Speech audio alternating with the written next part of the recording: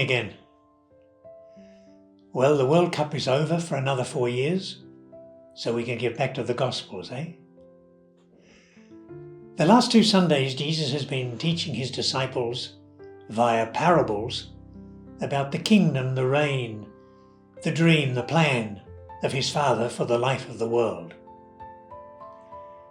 And this coming Sunday is no exception. We have 2 more mini parables about the kingdom. And Jesus says to the disciples, the kingdom is like a person who finds a treasure hidden in a field. He covers the treasure, goes off and sells all he has, and buys that field. Or similarly, the kingdom of heaven is like a merchant in search of fine pearls. When he finds one, he goes off, sells all he has, and buys that beautiful, precious pearl, saying that the kingdom is worth everything. The kingdom is God's roadmap for the life of the world. It's a roadmap on how to be fully human.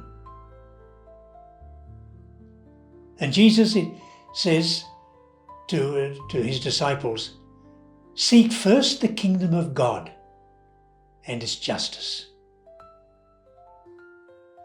It's a priority for him, and it's a central part of his mission and message. And we've had it for 2,000 years.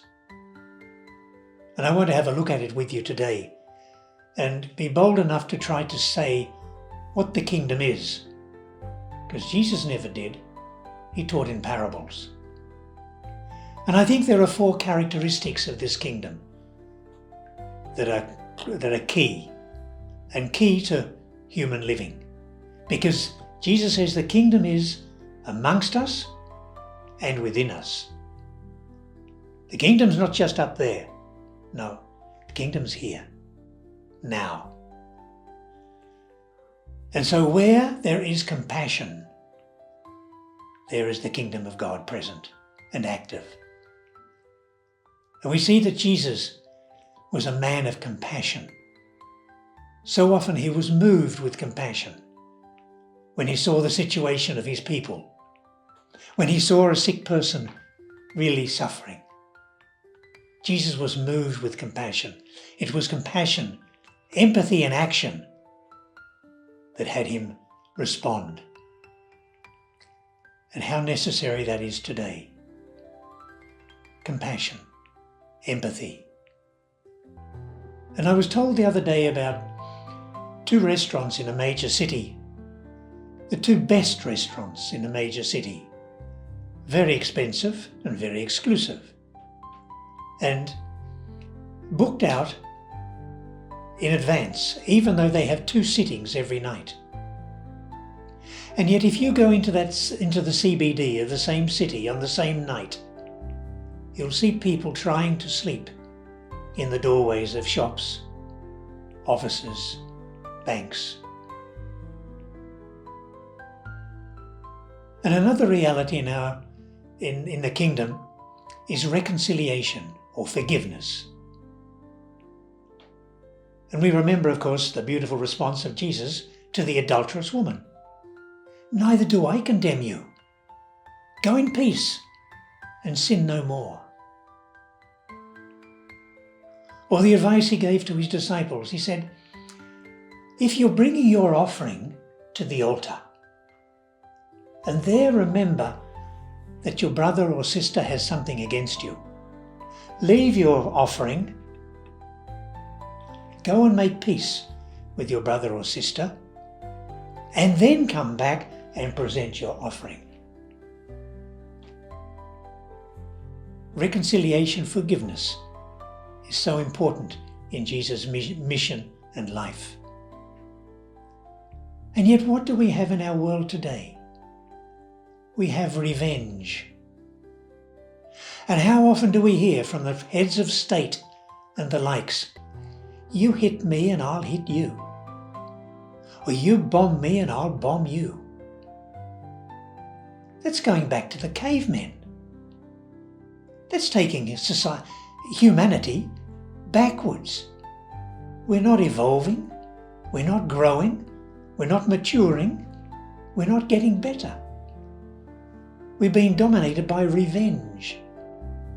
When Jesus says, forgive, love your enemies. And the third one is healing.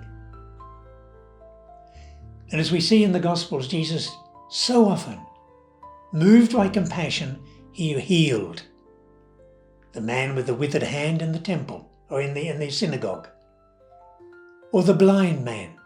He anointed his eyes and he saw. Or the lepers, he touched the lepers and they were able to go back to their families, back to their community. He healed and did so much healing. And yet today, what do we have? Bombs. Bombs and bullets abound in our world. And what do? They kill. And Leo says clearly, bombs do not create peace. People create peace. Bombs kill and destroy. And we put so much resources into the industrial military complex. Bombs and planes and ships and submarines, you name it. All designed to kill. And thirdly, inclusion. And if we look at Jesus' life, we see so often he shared table with all types and all kinds. He shared table with fishermen and doctors, with prostitutes and Pharisees. He shared table. He accepted everybody, and everybody was welcome. And how beautiful that is. And when I think of that in today's world, I think of the plague of loneliness. We're in a society that has all the means of social communication.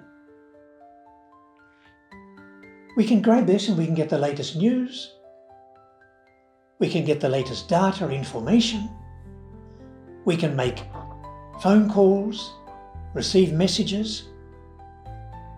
We can encounter everything except people. That's a machine. It's an object. It's dumb. It can only respond to what's put into it. Take the battery out and it's finished. And yet we have so many young people today hungering for encounter, hungering for relationship, and yet diving into this so often. Okay, so the four we have. We have compassion. We have forgiveness. We have healing. And we have inclusion. Now we can live those in little ways. We can live those in the backyard. We can live those at school, at work, at play. We don't have to be great heads of state who hang on to revenge.